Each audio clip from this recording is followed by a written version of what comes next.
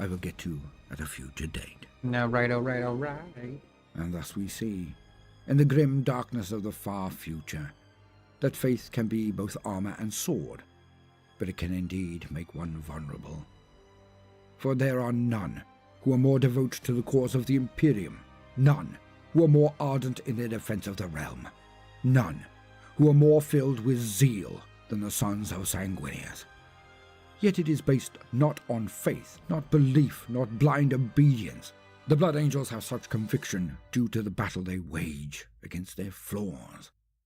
The control it takes to dominate and resist the urges to kill, to drink the heart's blood of all around them.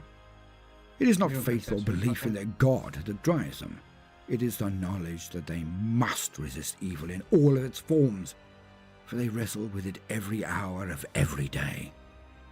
They know what is there in the darkness of the pit, where others dare not even look, for they carry it within themselves. They know evil, thus they know how to defeat it. Courage, honor, duty, and most importantly, sacrifice their own. I have been Voldemort. Now if you've enjoyed this entry, please do consider liking and subscribing, and look in the description to this video for more tales of the Blood Angels and a link to our other channel, Living Mythology. And you may just find some other links that might be of interest to you, so go have a look. I won't tell you what, go check.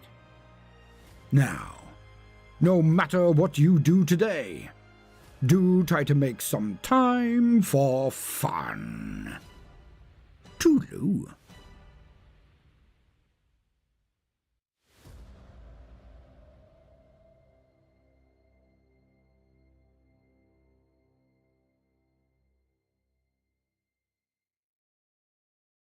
The Long War. 10,000 years have passed since the galaxy burned in the fires of the Horus Heresy. 10 millennia since the gods of chaos corrupted the greatest of the Primarchs, War Master Horus Lupercal, and turned him against the Imperium of Man.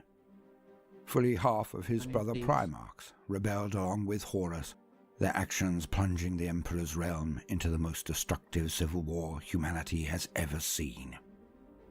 Much of that dark time has been lost beneath the dust of eons, or else blurred into allegory and myth. Yet one sure fact remains. In the last days of mankind's greatest war, Horus led his traitor legions to Terra, and there they laid siege to the Emperor's palace.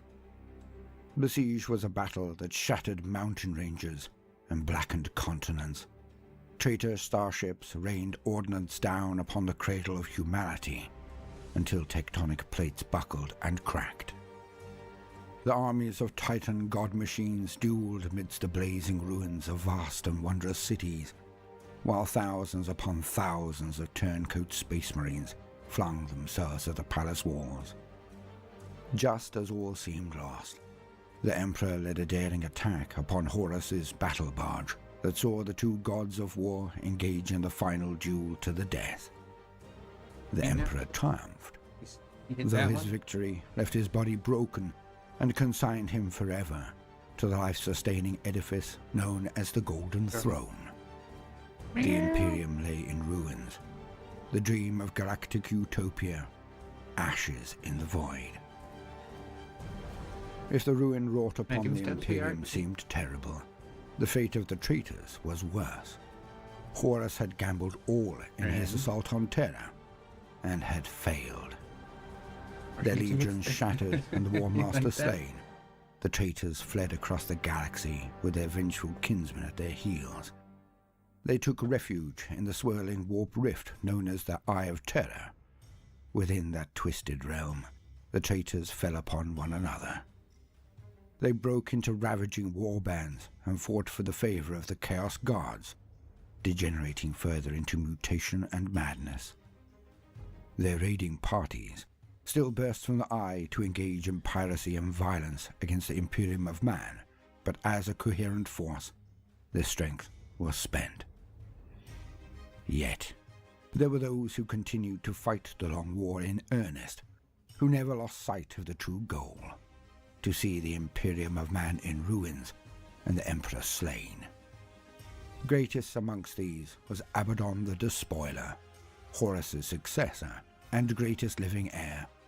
Abaddon took the title of War Master for himself and vowed to succeed where his Gene Father had failed. He has spent the last 10,000 years fighting to make his vow a reality. Abaddon has led 12 Black Crusades against the galaxy, eliminating threats and claiming powerful weapons in a scheme so long as to defy mortal comprehension. At last, he is ready. And as the 13th Black Crusade breaks against the Cadian Gate, the fate of the whole Imperium, and with it the galaxy, hangs in the balance. Chapter 1. The Slaughter Begins. At the head of a vast armada of traitors, madmen and mutants, Abaddon the Despoiler began his greatest ever attack upon the Imperium. Even as traitor armies fell upon the stalwart defenders of the Cadian Gate, other heretic warbands were on the move. These invasion fleets struck at neighboring systems, their missions crucial to the success of the Despoiler's grand plan. One such renegade offensive aimed straight for the Diamor system. Amid the darkness of the void, reality tore open like a wound. The split grew quickly wider, filthy warp stuff vomiting from it like ectoplasm from a psyker's gullet. Out of the yawning rent came a blade-like prow, the height of a cliff face. It was followed by the surging mass of the battleship Red Honor, flagship of the Crimson Slaughter Warfleet. More Baroque warships came in its wake, miles-long hulls encrusted with leering gargoyles and spiked chaos symbols. A large fleet of ships cleared the translation point, and the warp rift snapped shut behind them. Throughout the fleet, Empiric shutters jolted, then rose slowly into their recesses. Gun decks were unshrouded, lance batteries were powered up. Local space crackled with the prying sensor waves of high-gain Auspex sweeps. The Crimson Slaughter had come to the Diamor system, and they were ready for war. On board the cathedral-sized bridge of the Red Honor, Cranon the Relentless prowled his command gallery like a caged predator. Half of his mind was intent upon the twisted things that crewed his warship's biomechanical consoles. The other half was battling against the screams and muttering voices that echoed throughout his mind. Cranon's breathing rasped through his respirator grill in angry snarls as he tried to fight the voices down. "They're loud today, my lord." Cranon's head snapped round as combat stims momentarily flooded his system. Occupied by the voices, he had not heard Drasnicht, a champion of his chosen, approach. "As you say," he growled in response. "They sense bloodshed is in the offing." Drasnicht gripped the rail of the command gallery beside Cranon, his gaze directed towards the image of the planet filling the main screens. His third eye, in the center of his forehead, remained closed. Cranon followed his gaze. Amethal. The planet was vast and verdant, but for the scars of recent industry that marred its surface. "Have you foreseen anything of this place, Drasnicht?" asked Cranon. "Any prophecy of what lies ahead?" The Chosen raised a hand towards his forehead. An unconscious gesture, he halted part way. "Hints," he admitted. "Quick flashes, but strange. And they brought pain and clamor with them like I have never known." Cranon digested this response for a moment, watching his bridge crew laboring at their tasks. They would be establishing Vox links with the other ships of his fleet, sweeping for localized threats and ensuring his craft had sustained no serious damage during its passage through the Sea of Souls. "Do you believe that on Amethal we will find a cure for the voices, as Zorphus claims?" Drasnicht gave a mirthless bark of laughter. "Ha! Always they seek to lead us by that leash, eh? But no, my lord. I have seen no evidence to support the claims of the Black Legion's sorcerer lord. There is something down there, something of incredible power. That much I have foreseen clearly in the flashes. Cranor nodded, as though he had expected nothing else. Matter of fact, guys, No doubt. Something that the great Abaddon himself desires. Something the Black Legion needs. We will be the first to attack. Such an honor.